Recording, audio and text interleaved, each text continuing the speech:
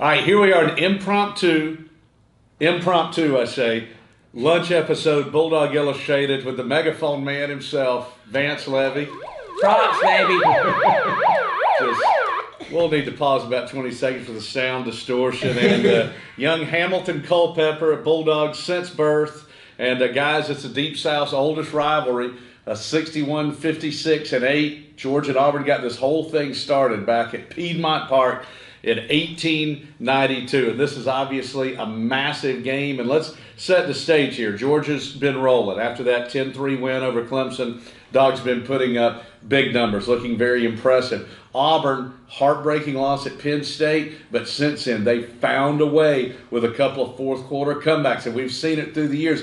So the Dogs are hot, and Auburn's hot with some of that Auburn mojo that they can crank out. I mean, as you told me and a buddy of mine, we were watching the Auburn game, and we literally woke up Bo Nix talking bad about it. When you say we, don't include me in that. But you're right. I mean, Auburn catches lightning in the bottle. This is how they roll, and I think their biggest advantage is the fact that, guess what? We're playing them in October, which is super strange. Have we ever played over there? I mean, I know here, but yeah. I mean, it'll be the first time over there, and personally, I think it makes a difference. It certainly does, and that crowd is going to be juiced, and that's another factor. Now, Hammy, I know you're going to be over there, but you think about this. In front of a hostile crowd. The last time Georgia played in front of one was Auburn in 2019, because the Tech game that year was in Atlanta. Right. Georgia had a vast majority of the crowd. Last year, COVID threw everything out of whack.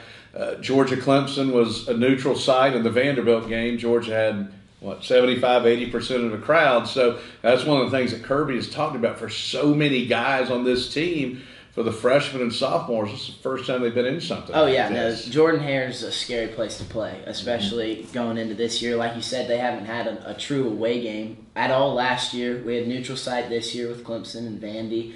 And so, I mean, it's going to be a challenge with the noise, and I don't think we've seen that yet. I know we have that. They have that behind them when they're playing in Sanford, but in Jordan-Hare, it's a different ballgame. And when you think about this rivalry, for me growing up, kind of in the heart of things back in the 80s, that's when I was really into Georgia football. From 83 through 90, Auburn beat Georgia 7 out of 8 times. And, through the years, going back to 42, 1971, 83, those games in the mid to late 80s. I mean, Auburn just took so much from Georgia. And to have the Dogs turn the tide, winning 13 out of the last 16, it's just surreal. It's very surreal. And the numbers just tell you that how much more can you keep on that just crazy of it, winning that many. 13 out of 16 is insane in this thing. And I don't know about you, but I asked Kirby the other day, again, getting back to that 19 game you're talking about, special teams is huge. Camarda was the hero when we were over there. He flipped the field. I mean, he just had a monster day. Averaged 50 yards per punt. And then quarterback play for Georgia.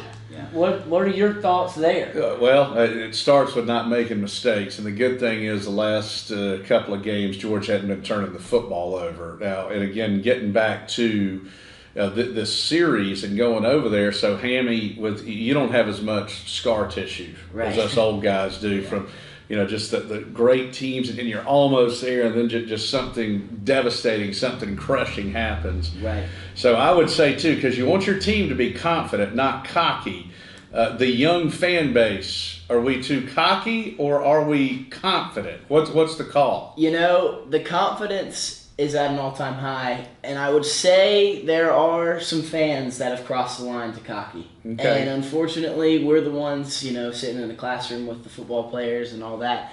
So it's a little scary. I'm a big proponent of not hyping us up too much, saying this is still a football game, it ain't over till the fat lady sings, and we can't be too cocky.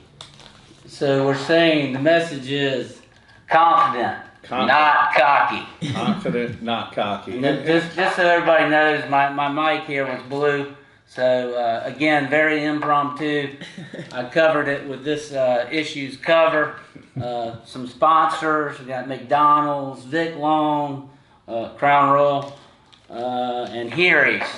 We you go. appreciate our Here's your sponsors. crown. There's no way this thing could be blue. So, and that's something.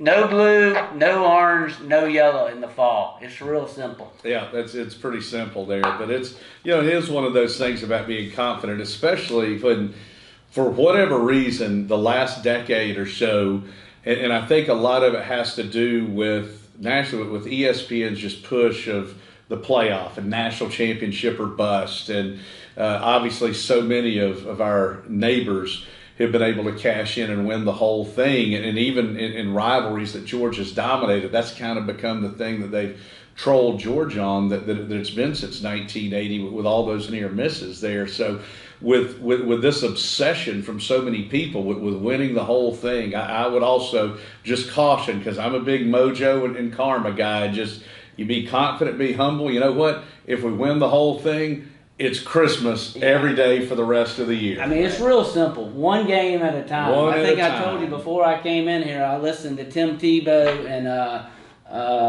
Stephen A. Yeah. For 10 minutes, they debated Georgia versus Alabama. Are we playing this week? I Yeah, thought it was I Auburn. mean, and so to your point, that is you're being fed that national narrative, and you just got to hope that the players aren't buying into it, and I think that's Kirby's got them focused. Well, you have to be, and Hammy mentioned too, the students are in class with these guys, and fans and players are more closely connected than they've ever been through social media. I think Twitter Right. in Oh, for particular.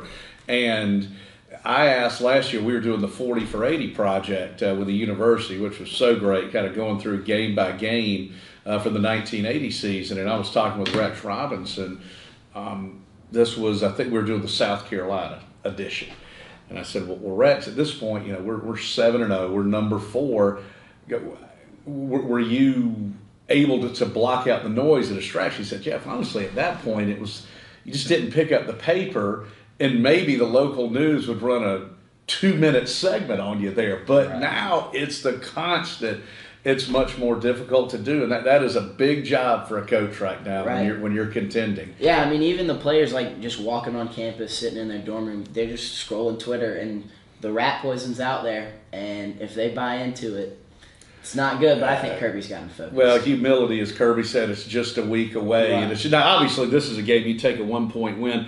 But the other part, too, you don't want to have those mental slip-ups. You don't want to get into those bad habits. Because one bad week, even if you escape with a win, it can turn everything. Yeah, I mean, the key, and they've done it thus far, is just a fast start. Be it defense, be it, offense. I mean, we didn't score very many points at Clemson, but, we had the field position the whole did. first half. No doubt. I mean, they finally turned it on us, and they got a little something going. So even if this were to turn into a defensive thing, you can have a fast start defensively. No doubt. In You know? 4 straight games, Georgia scored a touchdown on the first 2 possessions, and that is terrific. The thing with Auburn, Bo Nix, he's one of those crafty guys. He can do it all. They've got 2 terrific running backs and linebackers who can really run. And the other thing, too, is the familiarity. Let's just say there's 160 players between the 2 on scholarships, probably a little bit more than that.